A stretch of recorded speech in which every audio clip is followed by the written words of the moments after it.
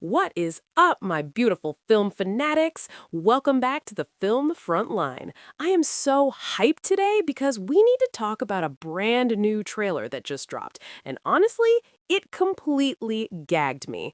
We are diving deep into the official trailer for the upcoming World War II thriller, Pressure.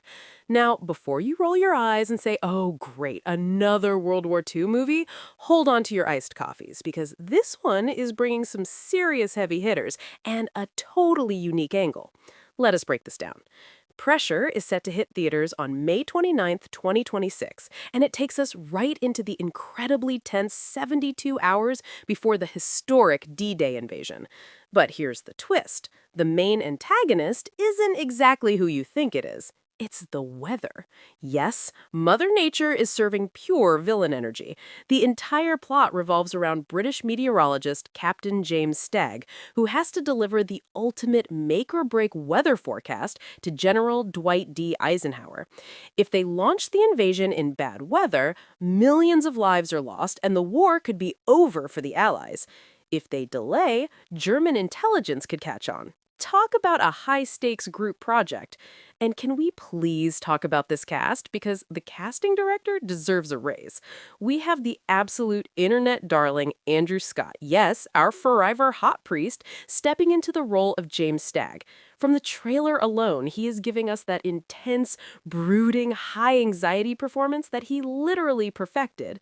And opposite him, continuing the glorious Renaissance, we have Academy Award winner Brendan Fraser as General Eisenhower. Rounding out this total powerhouse ensemble, we have the incredible Carrie Condon as Kay Summersby, alongside Chris Messina and Damian Lewis. The talent on the screen is just chef's kiss. But let's get into the nitty-gritty, the pros and the cons, because you know we don't hold back here.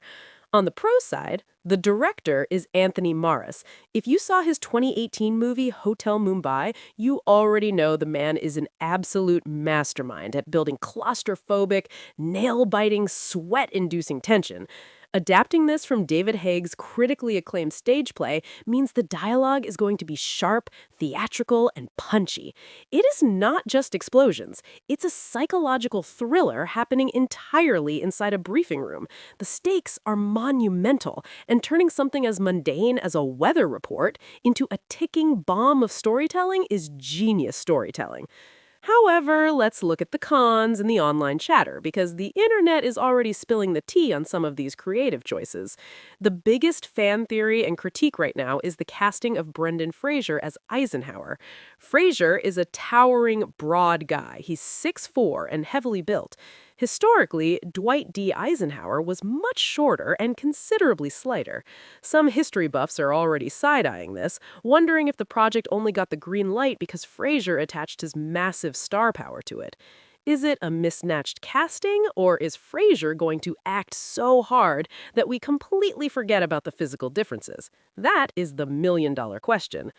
Also, dropping a heavy, adult-oriented political thriller right at the end of May, smack in the middle of popcorn's summer blockbuster season, is a massive risk. Focus Features is either wildly confident that this is counter-programming gold, or it might get buried under the big IP superhero drops. Now it is time for the Film Frontline opinion. Here's my personal take on this entire situation. I am genuinely obsessed with the concept. We've seen a million war movies focused on the battlefields, the trenches, and the combat, but pulling the camera back and focusing on the crushing mental weight of leadership, the invisible logistics, and the terrifying reality that one wrong guess about a rainstorm could change human history, that is giving main character energy. I think Andrew Scott is going to absolutely devour this role, and I love seeing Carrie Condon in the mix, holding her own in a room full of stressed-out men. While I get the hesitation around the Brendan Fraser physical accuracy, the man just won an Oscar for transforming himself. I'm betting my money that he is going to deliver a powerhouse performance that totally eclipses the height difference. I am marking my calendar for May 29th, because I need to see how this storm unfolds.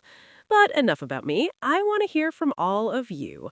Are you buying Brendan Fraser as one of history's most iconic generals? Or do you think the casting is completely off? Let me know all your thoughts, theories, and hot takes down in the comments below. And if you loved this deep dive and want to stay ahead of the curve on all things Hollywood, you already know what to do. Smash that subscribe button, join the Film Frontline family, and never miss an update. Stay fabulous, stay opinionated, and I will see you in the next one.